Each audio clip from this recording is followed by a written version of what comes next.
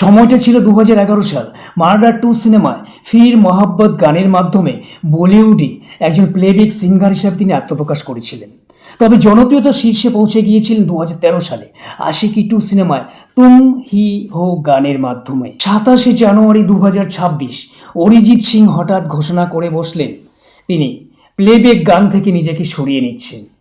অরিজিৎ সিংয়ের এই ঘোষণা মুহূর্তের মধ্যে ভাইরাল হয়ে পড়ে। লক্ষ লক্ষ অনুগামী হতাশ হয়ে পড়েন কেন হঠাৎ এই সিদ্ধান্ত।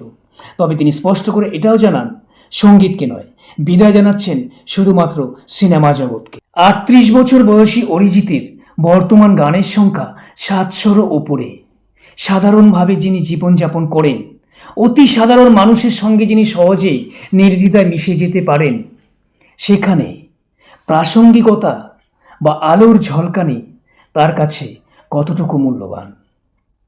হয়তো সবথেকে বড় আঘাত সেদিনেই পেয়েছিলেন, বড় অভিমান তিনি সেদিনেই করেছিলেন, যেদিন তার রেকর্ড করা গান সিনেমায় ব্যবহার করা হয়নি। প্রিয় গায়কের এই অপ্রত্যাশিত ঘোষণাকে কেন্দ্র করে ভবিষ্যতে হয়তো অনেক আলোচনা হবে, অনেক বিতর্কও তৈরি হবে।